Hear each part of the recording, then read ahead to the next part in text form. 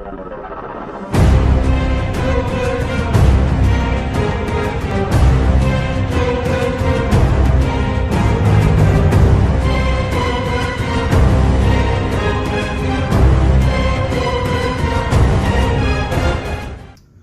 up, everybody, and welcome to another episode of Ty Talks. This episode will be focused on the series finale. The series finale of Game of Thrones. The episode is titled The Iron Throne. So, before I jump in, I think, regardless, this was a bittersweet episode to watch. No matter my feelings about the season of the episode, because it's the last Game of Thrones episode ever, or at least with these stories and these characters. And so I'm not a person who was watching Game of Thrones from the beginning. You know, I didn't start watching in 2017. This was my first time watching this season actually live. But just my appreciation for the storytelling that has been throughout this series. The actors, the performances of all the actors, from Maisie Williams to Kit Harington to Emilia Clarke, Sophie Turner, and then of course Lena, I think that's Lena Harley or something for Cersei. But the actors, the performances have all been awesome. Peter Dinklage. So you have to give props to that, and everybody that has worked on this, from the producers to the production crew, to the editors, the people working with special effects, the lights, the PAs, production assistants. You know, as someone who studied mass media undergrad, I have to give thanks and appreciation to all those folks for what they did for the show. But with that, you know, we'll jump right on in. So the episode starts off with essentially the aftermath of all the wreckage from Mad Queen Dany at the end of the last episode. And you see Tyrion walking through with Jon and Davos behind him. And eventually, I mean, you see this man like run, like walking by, and like half his body is burnt. You see dead bodies everywhere. Ash is covering everything. It almost looked like it's snowing because there's so much ash everywhere. And then eventually Tyrion like walks off. He was like, I got this by myself. Jon was trying to send some help with me. He of course goes down to try to see, did my brother and sister make it out? He goes down there, first thing he sees is Jaime's golden hand, and he realized no, they didn't make it. And he had his moments of tears. I'm hoping he's crying for Jaime, because I wouldn't think it would be hard for me to see the man that killed his father, killed his girlfriend, to be crying over Cersei, someone who has been actively like trying to kill him the entire series, right? So maybe he's crying over his brother, the one person that he said has always loved him. But yeah, he has his little moments down there. And then up atop, Jon and Davos walks by and they see Greyworm, you know, in the other story. They about to execute some more Lannister soldiers, and this kind of starts the conflict of this episode, right?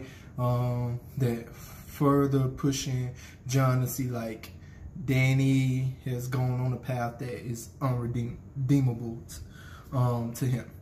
And so he kind of grabs Greyworm, and Greyworm gives him that look like, yo, get your hands off of me.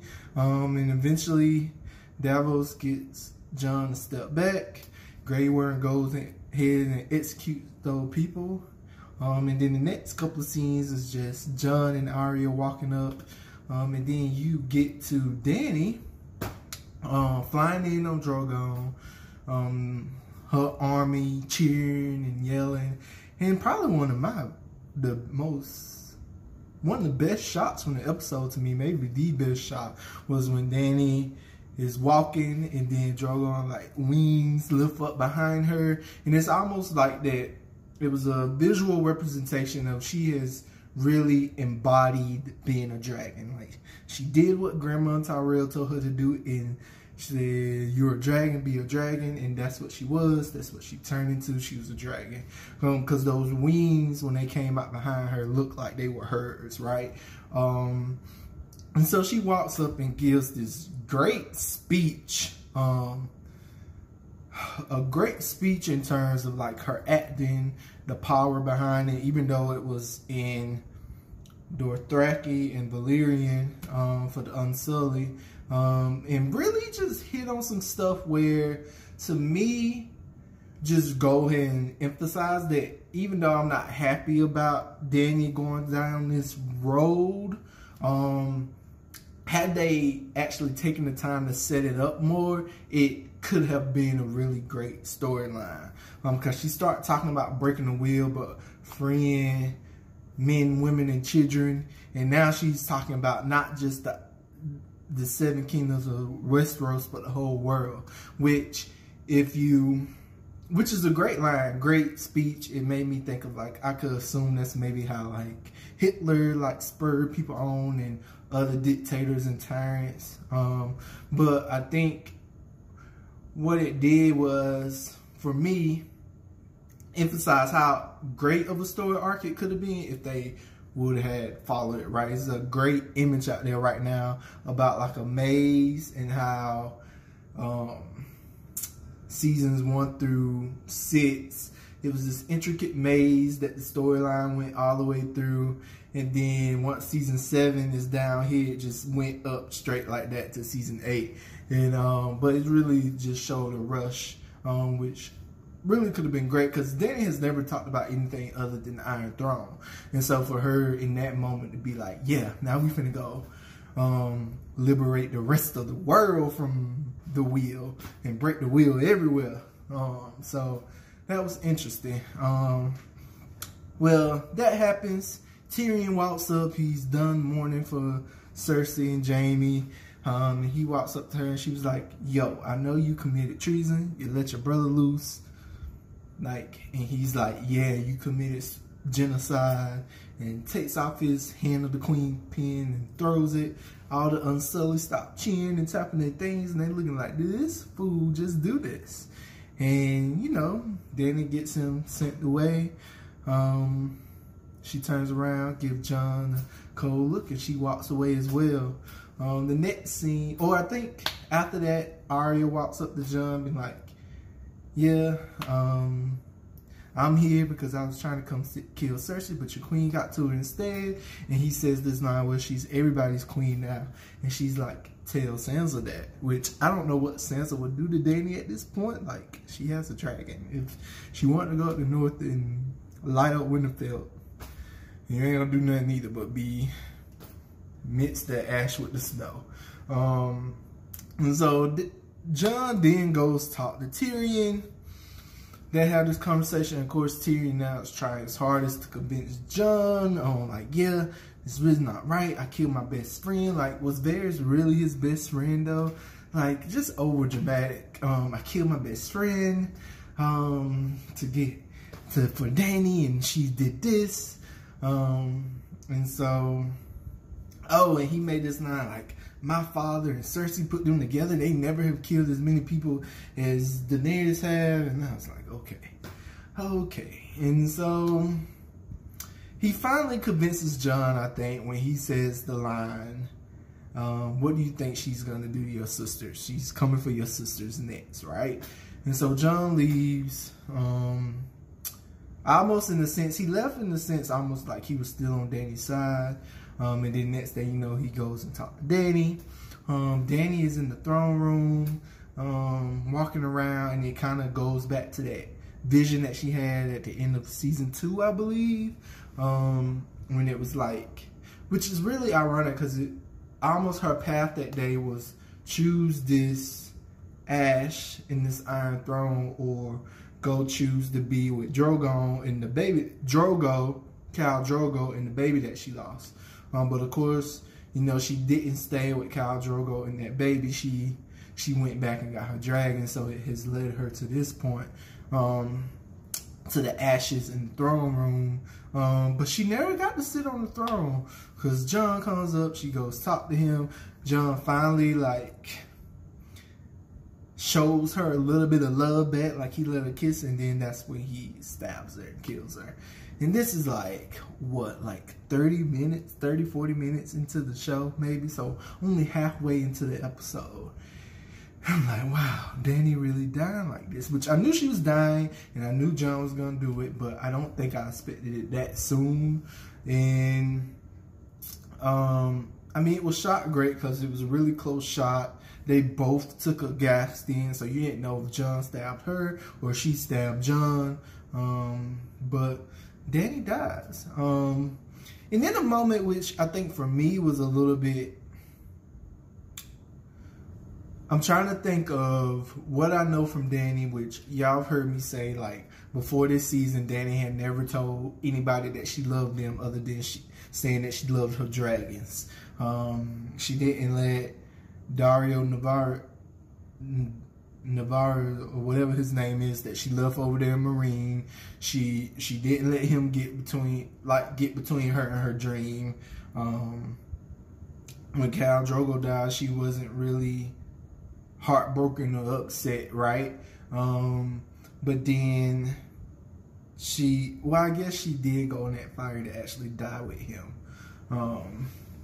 But since then, you know, love has never been something that took her like that. And so for her, I think about Jon has rejected her like 2 or 3 times this season since he's found out his true lineage. And for her in that moment be like, yeah, we can do this together still. It's like, okay, how many times he got to reject you, girl? But I think there was one key part of that conversation because they was talking about things, and Jon had asked her, how do you know? Because Daenerys had said, like, if people had never seen it before, they don't know what it looks like, right? Like, they don't know what a good world is if they've never seen it before. And Jon was like, well, how do you know? What happened if this not the people's definition of good? Like, what would you do if they have a different definition of good? And Dany said they don't get to choose. And I think that was like what got him to go ahead and kill her. Because essentially, I guess going full point of her becoming the Mad Queen is she's no longer thinking at all about the people. Like, the people no longer have a choice. Or the people no longer matter. Is essentially what she said in that moment. So she kills him. I mean, he kills her. Drogon feels that his mother is dead. He flies up. And that was a really sad moment when he's like trying to get her to wake up. Kind of remind you of like a dog trying to get somebody to wake up. But yeah, that was a really sad moment. And then Drogon gets angry. And of course, instead of sending his fire on this person that he clearly recognizes just killed Dany, he burns and melts the Iron Throne, which I guess is a symbolism. But it's like, okay, so why does Jon just get to walk away? Even though I think the fire wouldn't hurt Jon because he's part Targaryen, but you just really gonna say that Drogon is just gonna burn down his throne like he know anything about the throne? So, but that's what he did. I don't know where in their mythos that makes sense, but that's what he did. And then after that, he scoops up Daenerys and flies off. And here you go. It fades to black, and you clearly have some type of time jump.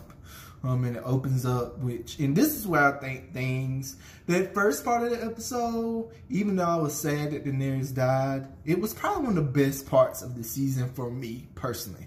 Like, it made sense, it flowed well, it didn't feel rushed in a sense. It was emotional. But yeah, that happened. And then this next part, fades to black, opens up with Tyrion has clearly been locked up for some time. Which at this point, and is it Greyrworm or another Acela is taking him out? At this point, and I'm thinking, well, do nobody know what happened to Daenerys at this time? But it's clearly, once they get to the dragon pits, and there's like all these people, you got the Starks, you got Brienne, you got Somebody from Dorne looks like. You got Yara back from the Iron Islands. You got Robin Aaron, the little boy that you suck on his mama's breast when he was like 12, is sitting up there. You got all them people there. And Greyworm walks up with Tyrion. Sansa's like, Jon is supposed to be here too. And at this point, I realize, okay, so everybody knows that Daenerys is dead and that Jon did it. Probably with the help of Tyrion. Do you think I'm really going to believe that all the Unsullied and all the Dothraki, especially Greyworm, who is in control of those armies, is going to let Jon and Tyrion stay alive after they kill Daenerys?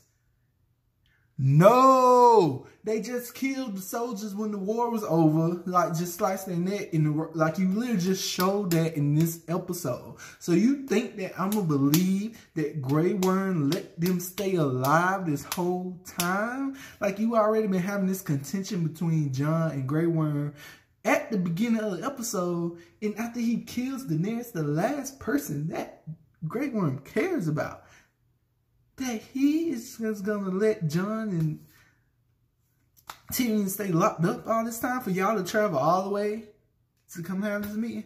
Nope, I don't believe it. I don't believe it. I don't believe it.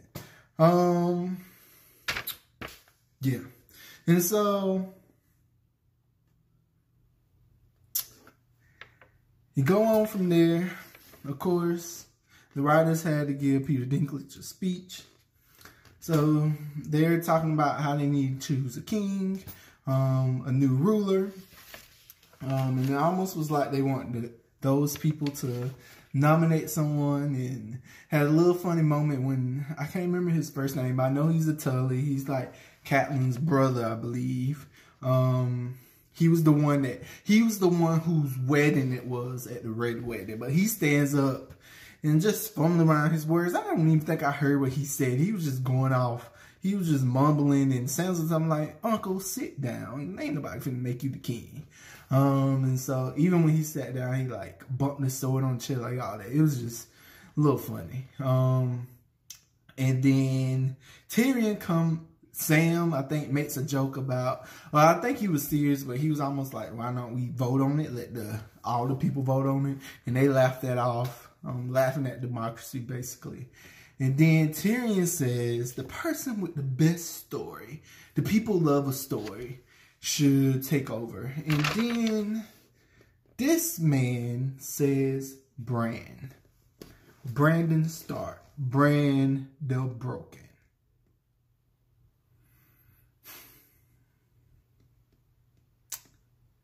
Bran has the best story? Bran didn't even have the best story out of his siblings. Like, Arya and Sansa got better stories than him. And so they have essentially took the person who has been a plot device for the last 4 seasons of this show. You even went a whole season where you didn't see him at all. Like, you didn't even see him at all. He wasn't even on our screen for a whole season. And you make him the king. Yeah, don't like it. I don't like it. So that happens.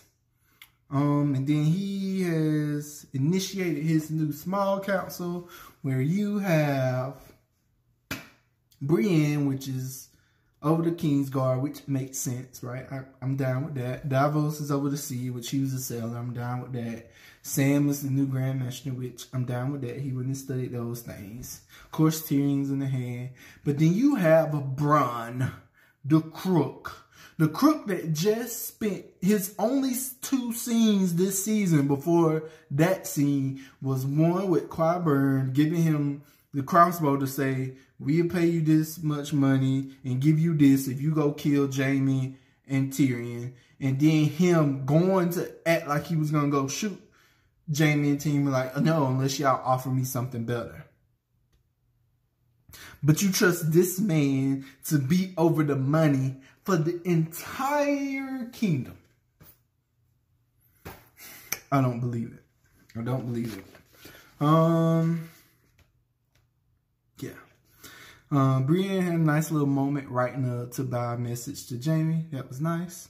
Or not to buy a message, but essentially wrote his story in like the book about the knights, where it had left off. Essentially, the end of his story basically said that he became the Kingslayer, and so she filled in the rest.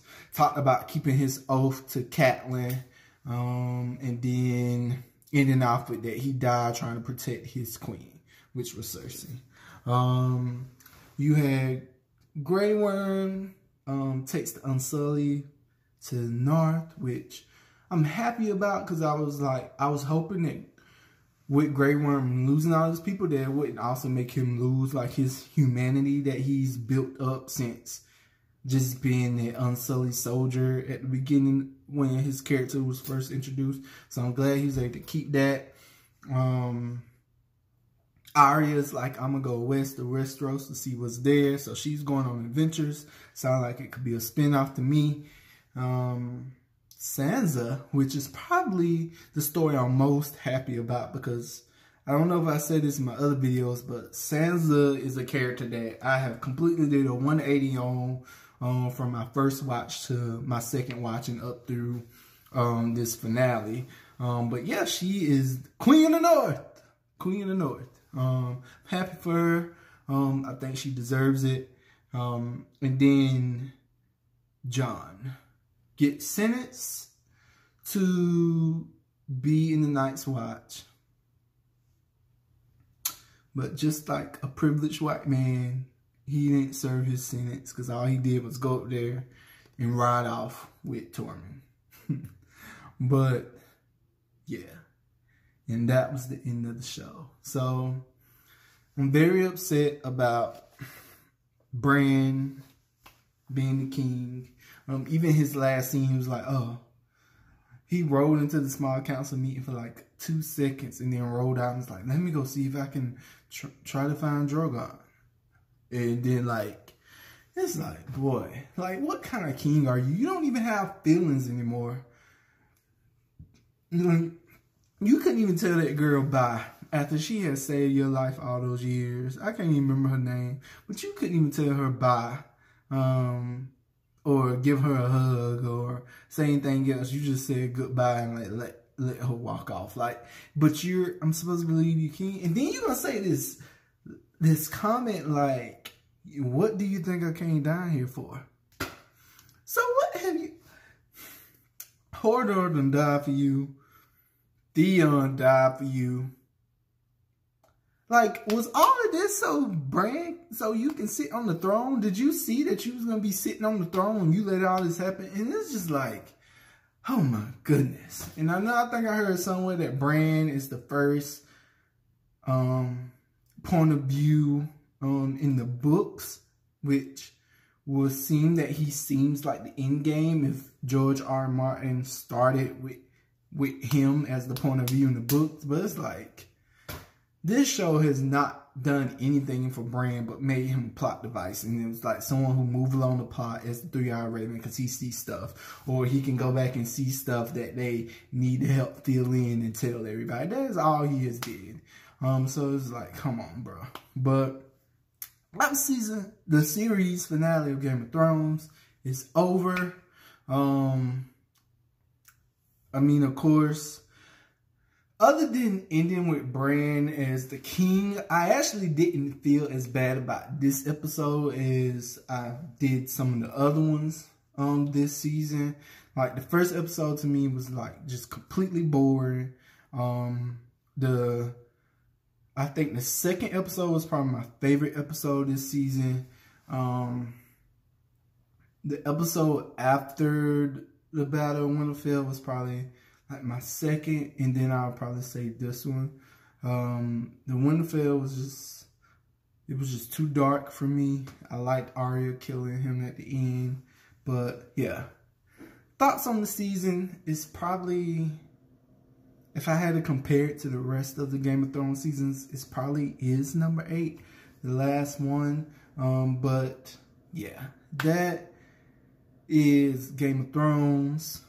I'm probably gonna do one more video about Game of Thrones after this finale. So a few years ago, or after I first did my first watch through back in 2017, I created my top 25 takeaways from the series. What I'll probably do is go back and revisit those top 25 takeaways, since then I've rewatched the whole series and we now have this final season. So I'll probably add on to that, make that about 30. I already know some things are going to change for me, because how I see Tommen is completely different than my first view. How I see Sansa is completely different. And then, of course, I'm going to have some thoughts about the things that happened this season. So look out for that video. I would love to hear what you all thought about the series finale. Are you upset? Are you angry? Are you satisfied? Do you feel underwhelmed?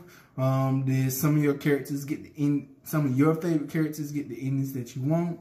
I'd also like to hear who are your favorite characters, all that kind of stuff. So yeah, drop that down, keep the conversation going, and thank you for watching this Talk.